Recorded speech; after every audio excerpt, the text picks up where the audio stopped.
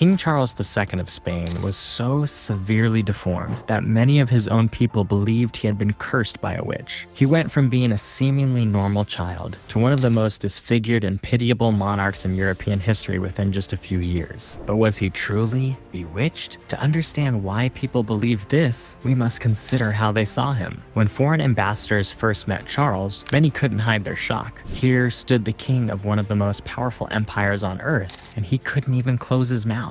His jaw jutted so far forward that his lips could not meet, leaving his mouth hanging open like a broken door. Modern medicine calls it mandibular prognathism, but in those days, it was simply called the Habsburg jaw. The deformity was so extreme that even when his mouth was closed, a coin could slide through the gap. His teeth didn't align at all. The upper row sat entirely behind the lower, making chewing impossible. The royal kitchens had to prepare all of his meals in the form of mush, pureed, mashed, or liquefied. Even then, eating was laborious and messy. His speech was almost unintelligible, not because of a language barrier, but because his words were so slurred and garbled that even interpreters struggled to understand him. But what caused this? Was it really witchcraft? Charles wasn't cursed by supernatural forces. He was cursed by something far more real and sinister, his own royal bloodline. His deformities weren't random. They were the inevitable result of over 2 centuries of relentless inbreeding among the Habsburgs. Obsessed with keeping power within the family, they married cousins, nieces, and even uncles, creating a family tree that twisted back on itself. Charles's parents weren't just related, they were uncle and niece. His grandparents on both sides, also uncle and niece. This dangerous genetic loop led to devastating consequences. Charles barely reached a height of 5 feet. His head was disproportionately large, his limbs skeletal and thin, and his torso hunched and compressed. He didn't walk until the age of 8. While most children take their first steps before their first birthday, Charles needed nearly a decade. Even then, he could only move by clinging to furniture, shuffling like an old man. His severely curved spine gave him the silhouette of someone carrying an invisible burden, one he truly did bear, the crushing genetic weight of centuries of inbreeding. But why did such a broken man end up on the throne of one of the most powerful empires in the world?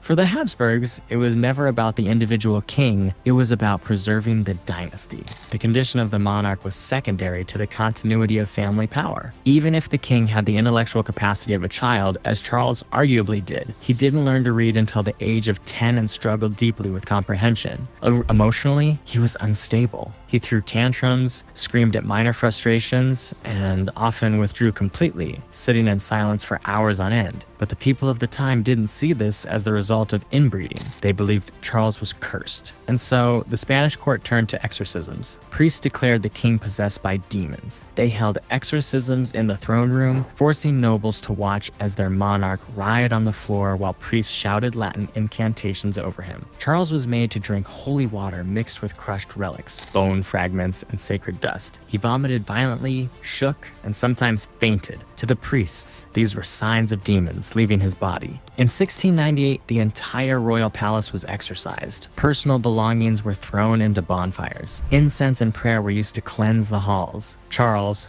in his childlike belief, thought it helped. Whenever his suffering returned, he begged for more exorcisms. But the true reason his family was so desperate to cure him had little to do with compassion. They didn't care about fixing his deformed face or easing his pain. They cared about one thing: producing an heir. For a dynasty so obsessed with power, succession was everything. And so, Charles was married twice. His first wife, Marie-Louise of Orleans, a French princess, expected a royal husband. What she got was a confused, barely functional man. Charles's sexual development was so stunted that his genitals were described as childlike. He had the sexual maturity of a boy in a decaying adult body. Still, the court blamed Marie-Louise for their failure to conceive. She was subjected to humiliating fertility treatments and died mysteriously at just 26 years old. Charles remarried, this time to Maria Anna of Neuburg. But nothing changed. No heir came. And with that, the realization sank in: the Habsburg line in Spain would die with Charles. That meant the real disaster was about to strike. They tried everything to make him fertile. Everyone knew that his death without an heir would plunge Europe into chaos. And when he died in 1700, that fear became reality. The War of the Spanish Succession erupted, killing hundreds of thousands and engulfing the continent in bloodshed. And the ultimate irony, the Habsburgs spent centuries guarding their bloodline, only to destroy it through their obsession with purity. Their final king couldn't even fulfill the most basic duty of a monarch, reproduction. Charles died at just 38 years old. His autopsy was so disturbing that parts of it were initially hidden from the public. His heart was no larger than a shriveled walnut. His lungs were blackened and gangrenous, filled with rotting fluid. His intestines were putrefied. His reproductive organs barely formed, and his brain was surrounded by excess fluid. These grotesque findings only deepened the myths surrounding him. To many, it confirmed what they had always believed, that Charles had been cursed. But in truth, his tragic life wasn't the work of a witch. It was the final, inevitable collapse of a royal bloodline destroyed by its own ambition. Charles II wasn't just the downfall of a king. He was the downfall of an empire. So what do you think about the way the Habsburgs tried to secure their power? Leave your thoughts in the comments below.